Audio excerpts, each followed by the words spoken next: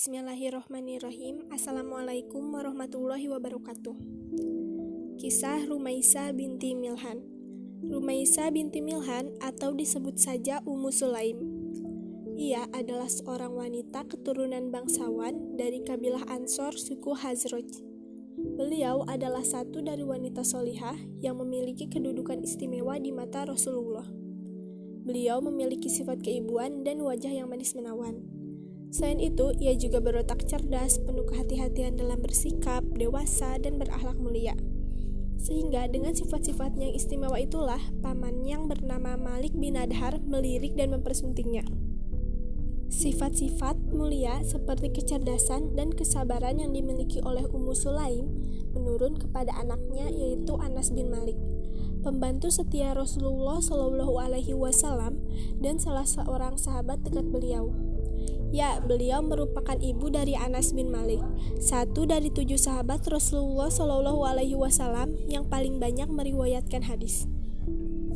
Sebelum menikah dengan Abu Talhah, suaminya ialah Malik bin Adhar, ayah dari salah satu 7 sahabat yang paling banyak meriwayatkan hadis Nabi Shallallahu Alaihi Wasallam, yaitu Anas bin Malik. Ketika dakwah Islam terdengar oleh Ummu Sulaim, segeralah ia dan kaumnya menyatakan keislamannya. Ummu Sulaim kemudian menawarkan Islam kepada suaminya yang ketika itu masih musyrik. Namun di luar dugaan, Malik justru marah kepadanya dan meninggalkannya. Malik akhirnya pergi ke negeri Syam dan meninggal di sana. Setelah suami pertamanya meninggalkannya, Ummu Sulaim menikah dengan Abu Talhah. Ketika meminangnya, Abu Talhah masih dalam keadaan musyrik, sehingga Ummu Sulaim menolak pinangan tersebut sampai Abu Talhah mau masuk Islam. Kekuatan iman yang dimiliki Ummu Sulaim begitu kuat, sampai-sampai saat Abu Talhah sedang berusaha untuk menikahinya, ia menawarkan mahar yang mewah dan harta yang banyak. Sekali lagi Ummu Sulaim tidak goyah, sekalipun beliau tidak tergoda dengan kenikmatan dunia yang ditawarkan oleh Abu Talhah. Setelah mendapatkan penolakan dan Ummu Sulaim mengatakan bahwa jika dia akan beragama Islam, maka datangilah Rasulullah. Akhirnya Abu Talhah bergegas menjumpai Rasulullah Shallallahu Alaihi Wasallam, yang mana saat itu tengah duduk bersama para sahabatnya. Melihat kedatangannya, Rasulullah Shallallahu Alaihi Wasallam berseru, "Abu Talhah telah datang kepada kalian."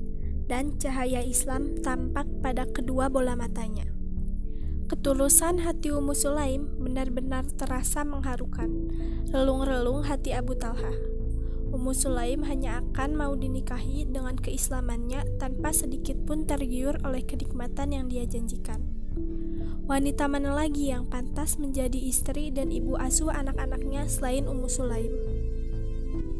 Hingga tanpa terasa di hadapan Rasulullah Shallallahu Alaihi Wasallam, lisan Abu Talhah basah mengulang-ulang kalimat, "Saya mengikuti ajaran Anda, wahai Rasulullah. Saya bersaksi bahwa tidak ada ilah yang berhak diibadahi kecuali Allah, dan saya bersaksi bahwa Muhammad adalah utusannya."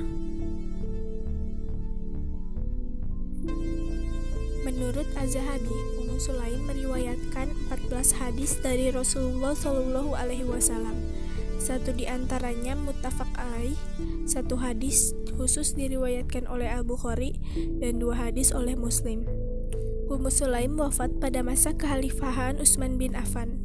Semoga Allah meridhoinya dan menempatkannya dalam Firdaus yang tertinggi beserta para nabi, siddiqin, syuhada, dan sholihin.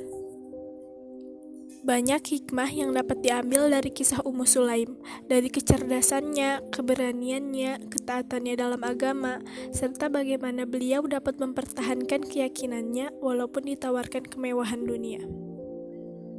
Sebagai muslimah masa kini, maka sifat-sifat beliau ini dapat menjadi pegangan dalam hidup kita.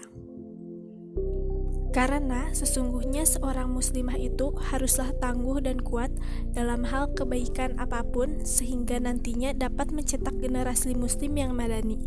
Terima kasih. Wassalamualaikum warahmatullahi wabarakatuh.